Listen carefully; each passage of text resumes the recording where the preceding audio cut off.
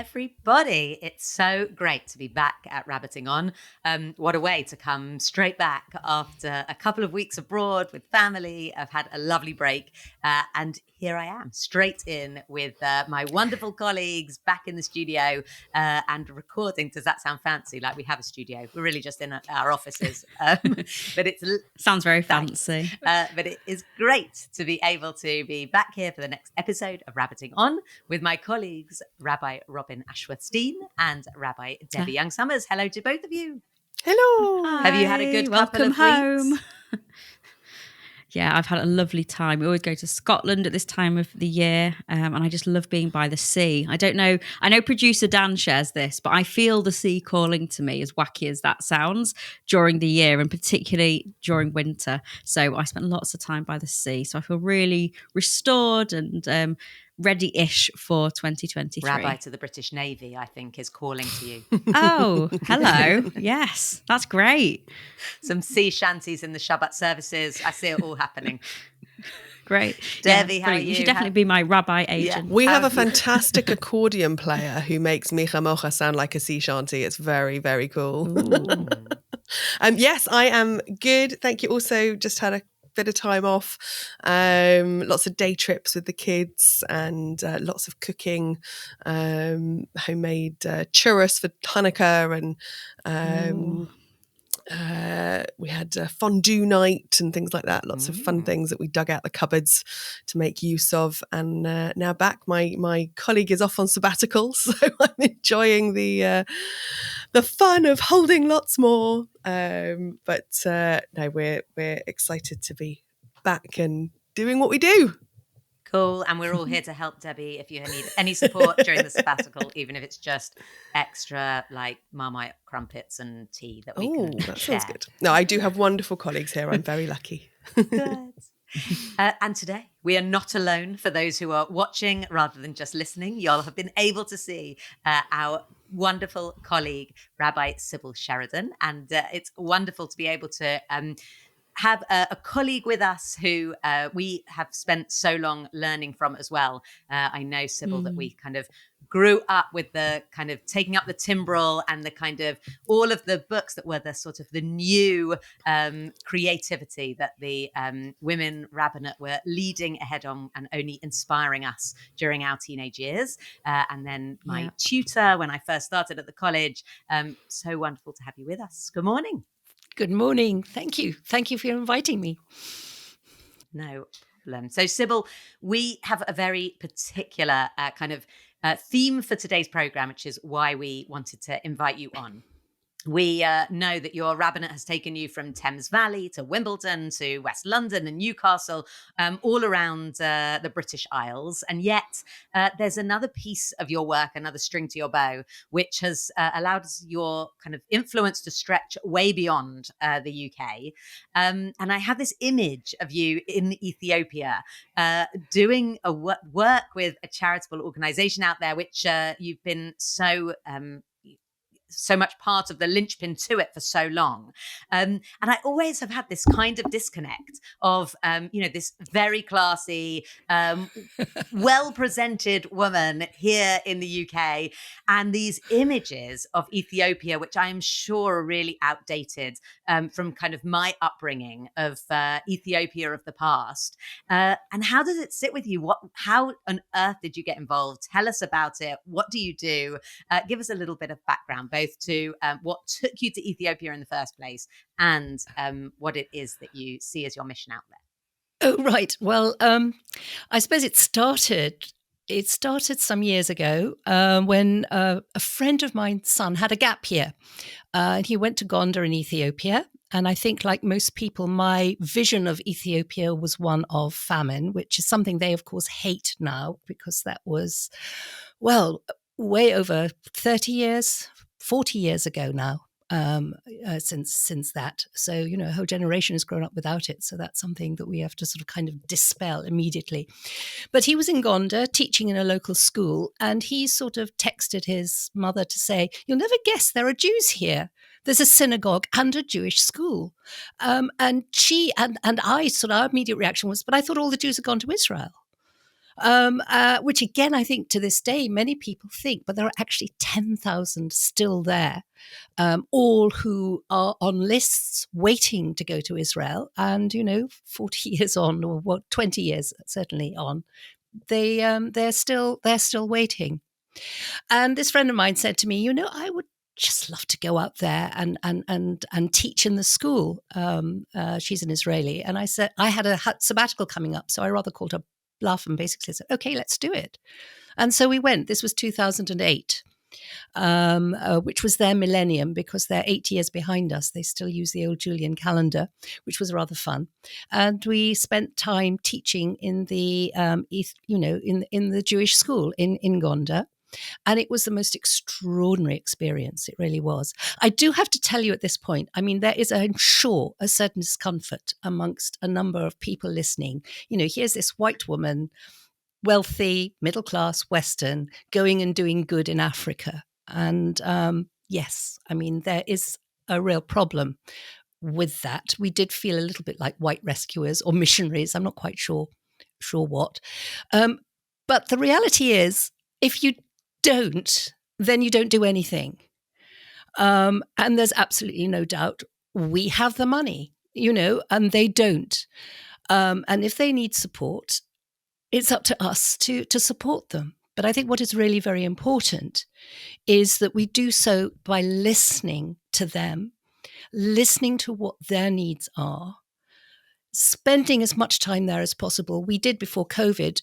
We, as a charity, Meketa is a charity that I founded on this. We made sure that there were 3 visits a year to spend time talking to local people, not just talking to the leaders, because the leaders are often self-appointed, but talking to the people, finding out what their real needs are. So it's really, we can do a lot, but we have to listen, and we have to work within their own particular societal structure. No good pouring money in, because most of it then is wasted. A wonderful American fundraiser I met came up with this wonderful phrase of, the pasta version of tzedakah, which is you throw the spaghetti at the wall and you see what sticks. I mean, much better to listen to what the real needs are and make sure that the money gets channeled into places that are effective. And the other thing which is really important is not to disrupt the local economy, because so often people come in, build gorgeous buildings, or put way too much money into a community, which only then encourages jealousy and the like, and it disrupts the general flow of things. So it's much better to come in, low key, listen. And the other thing, of course, we do is we work with a local charity. We don't work directly, so that we can listen and are advised by the local people. And I think that's the best we can do, so as not to be these sort of kind of white rescuers, but to try and hear what their needs are and respond to those. The name is Meketa, which means support. We did, after that first year, where we came back and we realized that you can't, it'd be so easy to say, oh, that was fantastic, thank you so much, go away and not think about it again. We realized that this was not possible. Once you've formed relationships, you have to go back. So I started going back every year, taking groups, trying to show people, that there is a vibrant Jewish community in Gondar and in Addis, the capital. They're the 2 places. They have a synagogue. They are a very devout, Orthodox. They've been taught Mizrahi Judaism. I don't know whether that was a good idea or not. This was the Israeli government's decision as a way to try and integrate them more. This is a community that got left behind on the Operation Solomon, the operation that took place in the 1990s, because largely their ancestors had converted to Christianity. It was a Christianity that never took. They largely converted within the 1880s, 1890s for 2 reasons. One was there was famine and the missionaries had food. And the second reason was that there were very medieval restrictions on Jews. Jews were not allowed to own land, which meant actually they couldn't bury people except in the sort of scrub wood on the sort of at night in the dark, which was not a great idea. And the decision was made by the priests of the communities. So the individuals didn't decide to become Christian. The priest decided that, if they faced either the death through starvation or survival through Christianity, they opted for Christianity. Of course, the community was never accepted as Jewish as Christian. They were always considered to be Jewish by the Christians, but the Jews, of course, would have nothing to do with them. So they were a distinct community who have, over the years, returned and want to return to Judaism. When they come to Israel, they get converted. They spend a year in the absorption center, and then they are converted officially to Judaism. While they're still in Gondar and Addis, they are living a Jewish life. And so a lot of the Jewish agency came in, has been teaching them about Judaism. And so, yes, they pray 3 times daily in the synagogue. They are totally observant in a way that I think puts us to shame. Sybil, this is also interesting, and I know it's really great to be able to hear more about the background of Maketa and your involvement in it, because it's so much part of my understanding of being a progressive Jew in the UK, because you've done so much to raise awareness. So I feel like I know a lot more than maybe other parts of our Jewish community in the UK because of the work you're doing. And I have some wonderful Ethiopian talitot that are just gorgeous from your charity. So I'm wondering if you could just take us a step back. So fascinating to learn about, as you say, I think lots of people don't realize that there are still Ethiopian Jews living in Ethiopia because, the stories we've heard about being airlifted into Israel. But could you take us a step back to the lost tribe of Dan and kind of really the kind of background to where Ethiopian Jews came from, how we found out about them to begin with as well, would be fascinating to hear more about. Well, the irony is we've probably always known about them, but it's sort of kind of been in the back of your minds. And you don't, Benjamin Mitadella, I think, mentions them. There are medieval responsa about them. They knew about them. There's an amazing responsa about, in the Middle Ages when the slave trade was big. Pirates were great at capturing ships and selling people as slaves. And if they came across Jews, it was a bonanza for them because the Jews always redeemed captive Jews. And there was one ship that had Ethiopians on board who claimed to be Jewish. And so the response from the local Jewish community was essentially, are they really Jews? And Rabbi David ibn Zimra, who was an Egyptian sort of Rosh Yeshiva at the time, head of the sort of academy, said, yes, indeed, they are Jews. There are Jews from Ethiopia. They are from the tribe of Dan. And that has always been their tradition, that they escaped the northern kingdom, went down the Nile, basically. They fled to Egypt. They went down the line. There's a theory that maybe they stayed in Elephantine, where there is a temple, a Jewish temple, for a bit. Mm-hmm. And then they sailed further down, turned left into the Blue Nile and up into Ethiopia to a lake called Lake Tana, where on an island in the middle of the lake, there is another Jewish temple.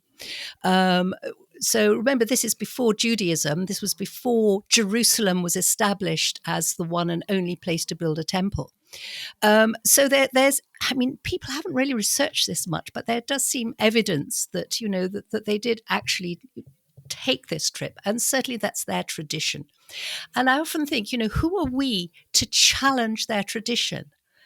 How can we prove? How can a Cohen, prove that they are a Cohen?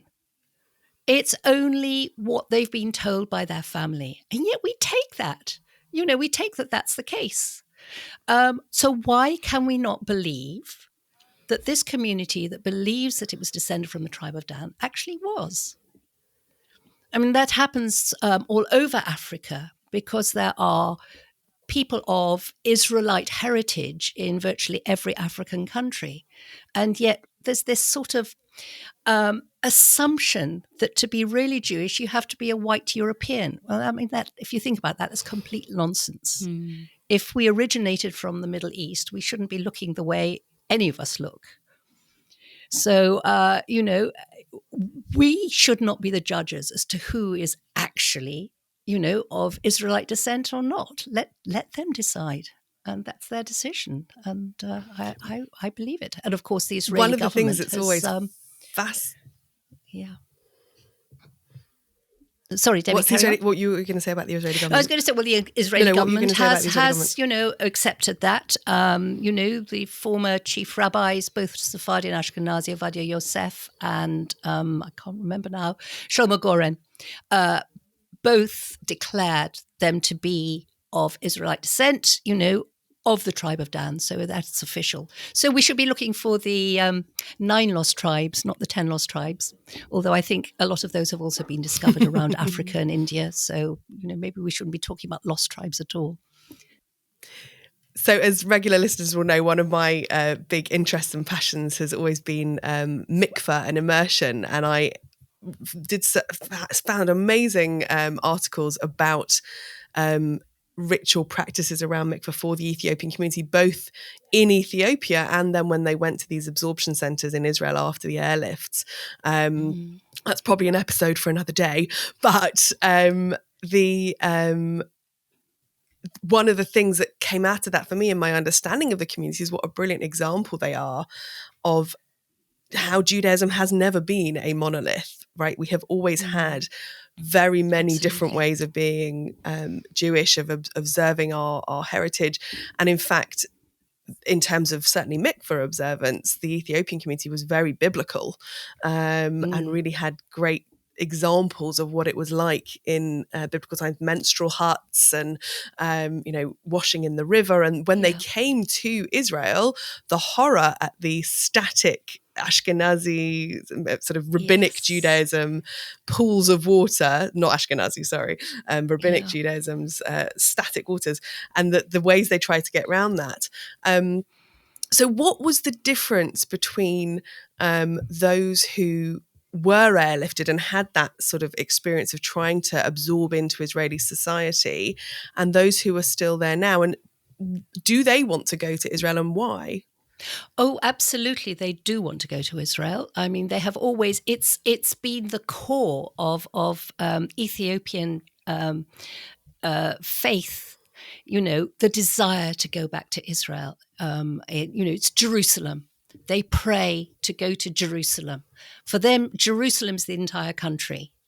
And this is, their deepest desire is to go back.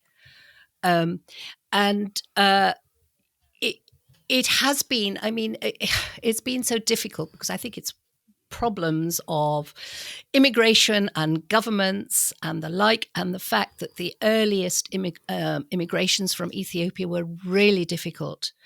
The Operation Solomon happened about the same time as the massive influx of Jews from Russia after the fall of communism. And the decision was that it would be great to put everybody together to try and integrate them into the community. So in the absorption center, you would have a sort of Russian astrophysicist sitting next to an illiterate Ethiopian farmer. It just wasn't going to work. And the result was, it was actually pretty disastrous. And the Israeli attitude was fairly contemptuous of these, poor peasants who came in, who'd never seen a toilet, who didn't know what electricity was or anything. I mean, of course, they've learned a lot now, and it's much better. I mean, the Israelis have learned a lot now. And now, of course, they keep the Ethiopians together as a community and realize the importance of community. Separating families from each other in an alien environment is not the way to make people, integrate.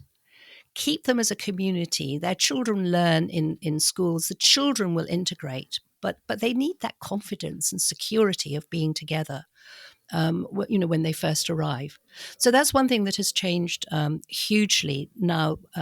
The other thing that has changed, of course, is of the probably about 10,000 Ethiopian, so Beta Israel is their name, Beta Israel, who are still left in Gondar. Virtually all of them have relatives in Israel. And they also have mobile phones, so they're in constant contact. So they are much more aware of what it is like in Israel. So unlike the first ones, they now know also life in Ethiopia has improved hugely, and they're much more aware of modern life. Plus the fact that their children are getting a better education. And that's one thing that our charity, Mikata, is really very keen on, is supporting the kids through education, because that really is the way that they are going to thrive, whether they stay in Ethiopia or they go to Israel. And it's very clear that the more education you have, the easier it is then to absorb into Israeli society. Presumably every now and then someone from the Gondar community is granted aliyah, is able to go to Israel. What happens to those who are sort of left behind? Does it create problems? Well, it doesn't. It doesn't. Yes, there is. I mean, there is, and there has been a real sort of opportunity for corruption within the community, in that, you know, people will claim that they have influence. This has happened in the past quite often. You know, individuals in the community will claim they have influence and they can decide who goes and who doesn't go to Israel, which is absolute rubbish. You know, this is a decision that is made by the Jewish Agency. It's a decision that's made. Essentially, they have various criteria that they would take at one point, you know, anybody who had serious medical conditions. They took people who had first degree relatives, you know, parents in Israel. They then, you know, taking some of the children, they're still in that process. They will then go on to second degree, but there's no way of influencing, you know, who gets taken. When people go, they're huge parties, great celebrations, and there's enormous hope within the community. They do remain so hopeful. And this year, I mean, I think they plan to take 3,000 this year. What happens always is, with governments keep changing. No government is bound by the promises of the government before, which has been to their loss. You know, they get promised, their hopes are raised, and then nothing happens. You know, there have been promises in the past. Netanyahu, in one of his election campaigns, was to say, "I will take all the rest of the Ethiopians, you know, to Israel," and then nothing happened. And they wait, and they just wait, and they wait, and they wait. And meanwhile, they get on with their lives. It's fascinating that the refugee story is essentially the same over, as is the kind of the story of the host nations and the mistakes we make and the improvements we could make, kind of so similar around the world. Yes. I'm fascinated by the idea that one of the things that helps is kind of finding the similarities in cultures. Obviously, like once you've, you know, the basics, the toilets, the education, the electricity, that those kind of things build bridges. I'm wondering also about the Jewish bridge. I'm always fascinated. You know, it happened again this holiday where you bump into a Jew in the, you know, we were in a waterfall in a lovely part of Indonesia. You know what happens, and then you have a connection with somebody because he's Israeli, and he's like, I have no idea why you can speak Hebrew or why you're even trying to talk to me. What is this? You know, you're Jewish, so like, what's even that making a connection? I'm wondering whether the Judaism piece is the bridge, is the connecting piece between Jews in Ethiopia and Jews in Israel, or whether, you know, would we, Jews around the world, Jews across the diaspora and Jews in Israel, recognize the Judaism practiced in Ethiopia? Like, are there obvious points of contact? Are there obvious moments where you say, oh, they're, you know, saying that blessing or they're singing that song, and you kind of immediately find yourself back in a British community as well? Or is it, has the kind of left turn at the Nile meant that actually, you know, we don't necessarily recognize it? All right. Right. There's a fairly complicated answer to that. With the community that I'm working with, you would recognize it completely, because this is the community that had converted to Christianity, and they have been retaught Sephardi, sort of Mizrahi Judaism, on the assumption that that would make it easier for them to integrate into Israeli society. Now, for a long time, the actual traditional Ethiopian religion was kind of discouraged in Israel for the same reason. It's making the Ethiopian community distinct. They wanted it to be more of a melting pot. Again, the Israelis have learned that this is not a good idea, and that actually to preserve that ancient Ethiopian religion, which, let's face it, is an awful lot older than Judaism. If it goes back to biblical times. So, to try to encourage people to lose it is not a good idea, which is why recently the kesoch, which is the Gez word for priest, the Ethiopian priests have been recognized as rabbis are. They're permitted now to marry and to bury, which of course Reform rabbis can't do, but they can now, and that their faith is now recognized as part of the official Jewish religion, and their festival of Sigd, which is now a national holiday in Israel. Sigd being a festival that takes place 50 days after Yom Kippur.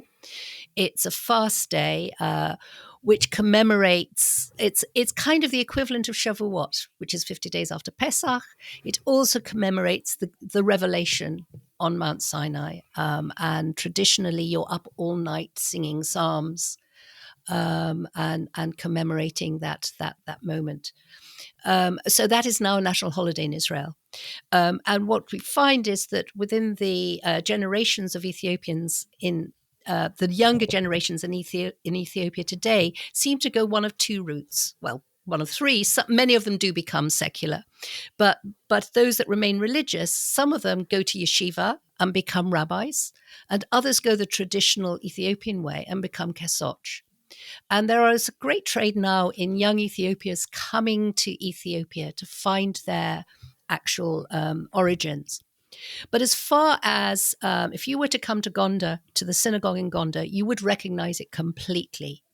The prayers, a lot of them are in Amharic, but the Amidah, the Shema, the Aleinu, Kaddish are all said in Hebrew and Amharic and Aramaic. Then you have an Amharic translation. And they have the Torah scroll, which of course is not part of traditional Ethiopian religion, but is certainly, they read the Torah. Or they usually get sort of Israeli visitors to read the Torah because not many of them actually can read the Hebrew sufficiently. But yes, you would recognize it. What you will hear or see now is the after-school club have a Kabbalat Shabbat every week on a Friday. They light the candles and then they have food. They have bread rolls instead of challah and then a banana. And of course, what we have is the blessing said beforehand.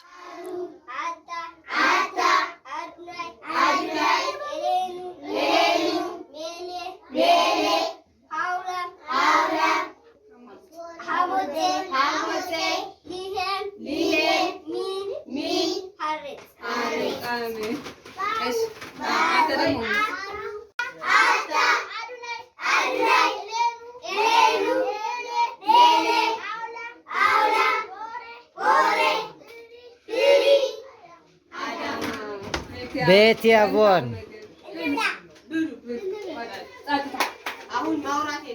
My first reaction to the kids singing with call and response, the blessings, reminded me of the Cuddle Up Shabbat that you do, Miriam, at FRS, where you do Hine, and the kids go Hine, and then they repeat Hine, which Gabriel was brought up with, and I remember my kind of pride when he was able to do it. And I really I could feel Gabriel and the kids at FRS and our kids involved in that moment. It was really beautiful to see and hear that. It's funny because I was transported exactly back to Akiva of like, actually, it's, whether it's any of our Jewish kindergartens or our schools, it's just that thing of like, how do we get them to all say Hamotzi and the pride of the child who's leading it?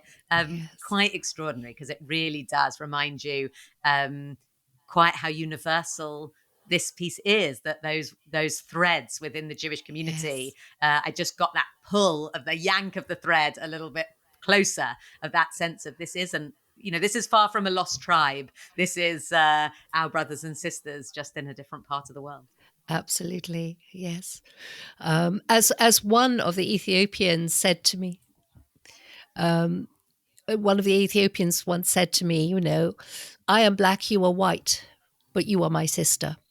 And I think when we can see, God's image in all of us, it's such a unifying force of we were all there at Mount Sinai in all our diversity, and that's what's in the image of God. It's that diversity of humanity. Absolutely. And that includes Judaism.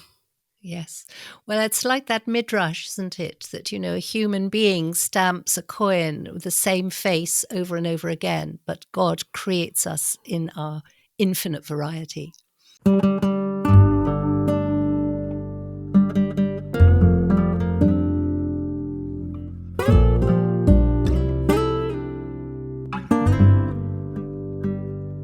I was really interested and happy, delighted to hear your opening bit about what it is to do charity work, especially with the privilege that we carry of being white and from a wealthy, developed country, and doing work and, naming that and your intentions around, which I think is really important. And I know that we would have ideally had someone from the community with us, but technology and the difficulties from those still in Ethiopia at the moment. But so thinking about the work that you do and how much you're involved and how we can help as well. What kind of stuff are you doing at the moment? The charity's doing on the ground in Ethiopia. What kind of, you talk about training? What's needed and what help do you as a charity give? Well, I mean, we as a charity follow Maimonides' sort of highest level of tzedakah, which is to try and give in order to enable people to be self-sufficient and independent. We want to try and bring the community out of poverty. It is one of the poorest communities in Ethiopia, which I think is the poorest country in Africa. So, you can imagine the levels of poverty are just horrendous. The principal way is through education. So we established a homework club. So the half day that the children are not in school, they can come to our club and go over the same lessons and have help with their homework. And we have a group of sort of high school graduates and a few university graduates who will be able, are able to help them with that. And it's made a huge difference to their ability at school, to their exam results. And the result is that we now have kids going to university, which never happened in this community before. So that is one way that we're hoping we can help the community out of poverty. The other thing that we do is arrange for training after school. Once those who've graduated from school, and we're focusing largely on skills that are transferable, so that if they go to Israel or they can use them there. So things like carpentry, hairdressing. There's wonderful African hairstyling, which is needed amongst the Ethiopian community in Israel. Sewing as well, repairing clothes, which there's a big need, big business. People don't have many clothes. They buy them secondhand. They need to be fixed, altered, whatever. So we provide sewing machines and training for that. We did at one point have a bakery, although that proved in the end not too viable, but we have trained bakers and so on. So things that will be useful wherever they go. And the third aspect is, well, actually there's several more, but the third main one is providing microloans for people to establish their own businesses. And this has proved amazingly successful among certain entrepreneurial groups. Last time I was there, I met this amazing woman who has set up a car spare part shop opposite a garage. So that, rather than have them having to go across town to find the required part, they just have to, nip across the road and she has it. And she also has established a cafe there so that the people, the drivers waiting for their cars to be repaired can have a cup of coffee, and so can the workers. The taxis do a big big business, and so this is where where they can go. So she's doing very well indeed, and she's able to support. She's a single mother. She's able to support her family through this. We do insist on loans. We don't give money to anybody. We're very aware what we don't want to do, and what there is a huge danger in doing is creating a dependency culture. So again, we try very hard to remain within the local economic practice. So we give loans at a favorable rate, no interest, but they are loans, and people are really, on the whole, very good at paying back. So those are the three main things we do. But the other thing we do is we do provide sponsorship for families to encourage the children to remain in education, because it's so easy, to sort of, to drop out and to earn a bit of money, as a shoe shine boy or sort of selling stuff on the streets or whatever. So we do offer a sort of a stipend to a family to keep the kids in education through a sort of sponsorship scheme. And the other thing that we do is also supporting elderly people. On the whole, Ethiopian society is very good about its elders, that they live with their families. There are no old age homes as such. They live with their families. But there are two things. One is there is a very high mortality rate, and mothers dying in childbirth. So quite often there will be elders with no children to support them. And in the Jewish community, in the Beta Israel community particularly, there are a lot who have then gone to Israel, leaving their parents behind. So we have we do support, we sponsor those older people who do not have family who can look after them. Because one of the the saddest things that you see in Uganda itself very often is beggars around the church doors, who are usually old people who again have found, their children have died, and this is the only way they can support themselves is through begging. Robin mentioned earlier that you have this wonderful supply of talitot. I know I've got 4 of them. And obviously weaving is also part of the community's tradition, and that hand weaving has become this incredible way of raising money for the community. And I have to say, they are the best value talitot out there, just to plug them. They are phenomenal. But in thinking about what you would need from us, other than purchasing and donating money, are there other things that listeners can do to help, to get involved, or to donate? Are there practical things we can do? Oh, absolutely. I mean, one of the things is that if you have time to volunteer, we have, a volunteer program. If you have, we've had dentists go out there, which has proved unbelievably useful. I have an optician who's thinking of going out there at the moment. If you've got medical skills, that would be so useful, and you've got time and you can spend a month, that would be amazing. Teachers too, teaching English. English is a really important skill. High school is taught in English, university is taught in English. If the kids can learn English from a young age, it's really helpful.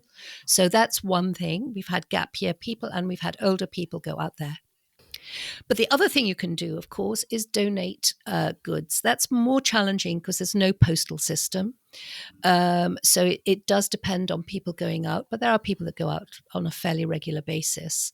We're always on the lookout for spare laptops, because we do have a computer club, which is proving really, again, useful in skilling up the community. Clothes, secondhand clothes. Presumably is useful, working laptops, not broken things for working parts. laptops. Oh, no, working laptops.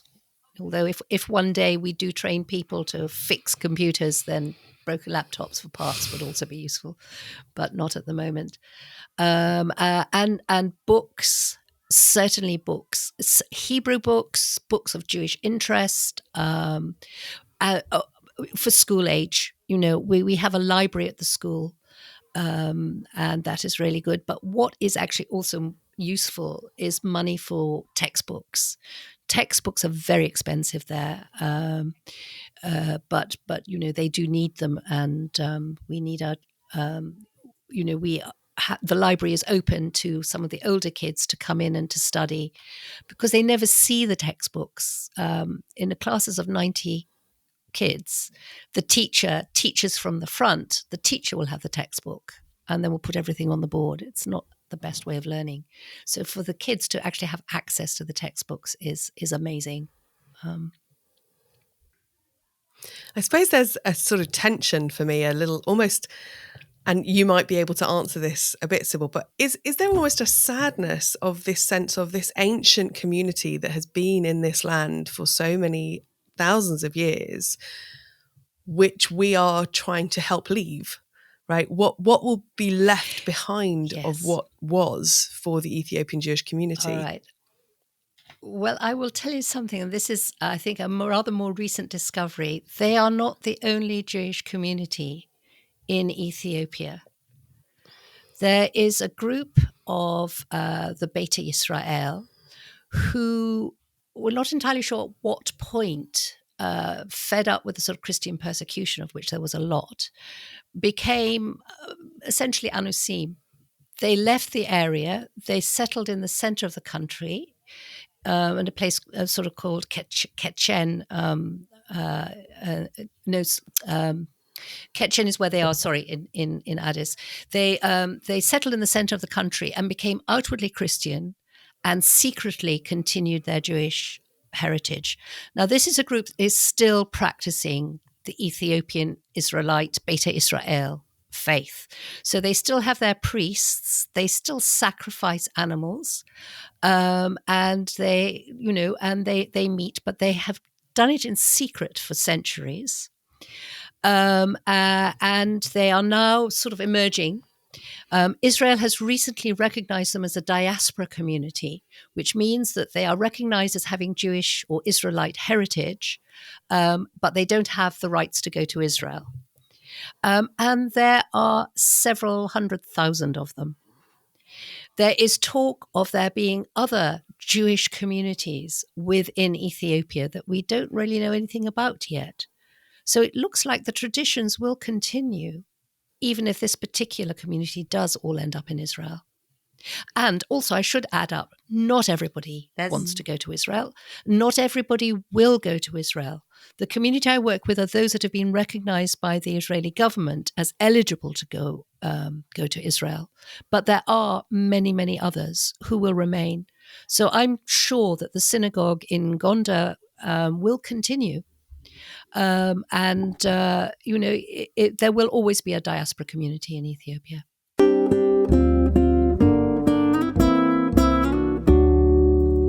There's something extraordinary for me hearing this about the kind of the stories that as Jews we hold with us, and it doesn't matter where we come from or where our story has taken us, which part of the journey we represent.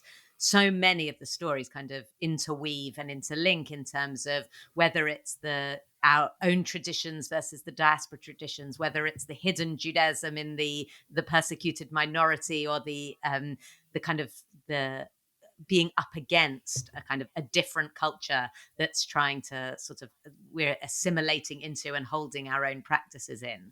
I was living in Israel in 2001 when it was the 10-year anniversary of Operation Solomon, with this airlift of many Ethiopian Jews to Israel. And after 10 years, there became the sort of the privacy embargo on the stories were lifted, and many people were suddenly kind of telling the stories. And an army, sort of a retired guy who'd been in the army and on as part of the airlifts, who'd been working to kind of shepherd people onto the airplanes and take them to Israel, told a story of kind of some years after he was in Israel, sitting with friends in a falafel restaurant in Israel and sitting chatting, when an Ethiopian teenager came over to him and burst into tears, where he had recognized him from being the man on the plane. You know, he'd recognized this soldier as being the person who'd literally shepherded him and his family onto the plane. And those moments of lives being touched and the stories that we think we've left in the past until we're faced with them years later. There's, for me, it holds the Zionist dream. It holds this is the place of Israel in all of our narratives. Yes. The how did we come here? When did our story take us out of the land, and when did our story bring us back? And it's moments like that I really hold on to as that reminder that it doesn't matter in which generation, but sort of in every generation, in all of our stories, the same story reoccurs. That is so much the story, of course, of the Shoah as well. I mean, we hear that same story there. So you could see it is absolutely exile and return, that, we've all experienced it. Wherever we are in the world, it's our story. Yeah, I guess there's a kind of sadness for me knowing the current political landscape in Israel. We've kind of got, the Zionist dream of welcome and of home and return, and questions for us four in this space about what that even looks like for us, let alone others. Yes. So that's coming to mind. But I also what I'm really reflecting on, which I think has been a bit of a theme we've touched upon, certainly at the live, is this idea of breaking down stereotypes of the proper Jew, of what a proper Jew does, how they pray, what they look like, breaking that down. And, our shared commitment as progressive rabbis of saying yes to people, to recognizing people's Jewishness, to the diversity of practice and of background as well. And I think this is really important to help us continue to break down stereotypes and to recognize our diversity as B'nai Israel, of the children of Israel. And also remind that, when we're all in communities and someone gets upset, so that's not how we do it. And this is the right tune, the traditional tune, and really being able to append what the idea of traditional is, and of our own traditions and customs, and recognizing that our strength really lies in all of the diversities, and the richness of the tapestry that we kind of weave across the globe, where we have our doors open and we recognize and celebrate each other. So I think it's a real powerful story of connections that we have, of a family that we didn't know we necessarily had, but being connected through you, Sybil, but also through people in our community and all the things that we do, and I think committed to as rabbis. It's very powerful, the activism and the principles behind it as well.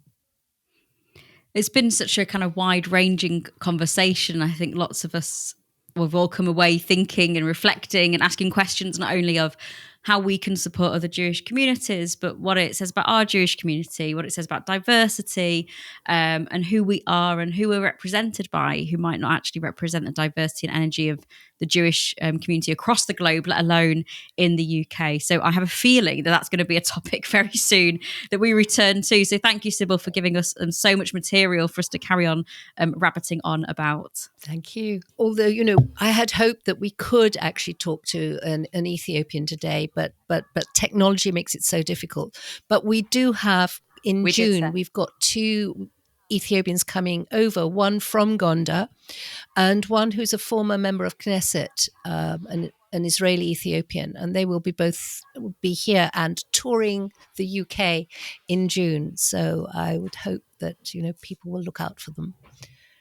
It takes us in a bit of a different direction. I don't know if it's helpful, but I've had some interesting conversations recently about the lack of diversity in our schools and in our Jewish schools, and how difficult that can be for kids who are not like white, Ashkenormative kind of looking, and somehow it's putting some people off of sending those Jewish children to Jewish schools, and how stories of other Jewish communities is really helpful to remind us we don't all look one way.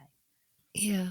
Wow. It sounds like a whole episode on its own. Right. Yes, maybe we could do it as a follow-up and have some, because again, I think it takes us back to Sybil's thing of like, we're all white women having this conversation. Yes. Yes, indeed. So I'm going to encourage everyone with all of these reflections that we're having and all that you've heard to go and have a look at Mekata's website, which is www.meketa.org.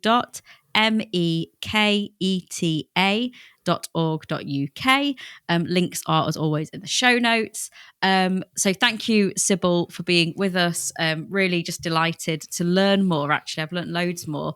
And hopefully lots of our listeners will be, I'm sure, really interested to either volunteer, donate, or just simply start to learn a bit more and to get in touch. So thank you for joining us. Thank you so much. And I also just want to say, it's such a pleasure. I'm going to say a big thank you, as always, to everyone who listens and those who write in. You know who you are. We love getting mail and hearing when you've listened to Rabbiting On and which bits have struck a chord or not. And we'd like to say an extra special hello to one of our listeners, Michael. Thank you so much for being with us and being in touch. And if you also want to get in touch with the show, then you can always do so on media@rjuk.org. Sitting at the feet of one of our more senior colleagues and being able to learn from Rabbi Sybil Sheridan also reminds me that we hold the kind of each generation of our 80 years of the movement for Reform Judaism on our shoulders at the moment, particularly in this 80th anniversary year.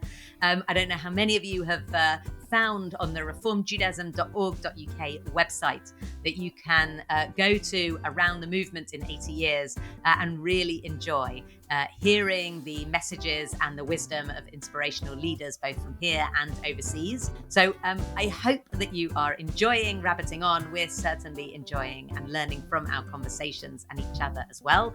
If you have been enjoying it, we really urge you to also put a rating on your podcast app. It helps us keep going. It helps drive the podcast up in people's suggestion lists as well. So if you know how to rate the podcast, then please do so. But for now, that's it. So we're going to be back in a couple of weeks with a new topic, a new recording. A special thank you to Rabbi Sybil, and as ever, lovely to be with you, Rabbi Debbie and Rabbi Robin. Bye. Bye.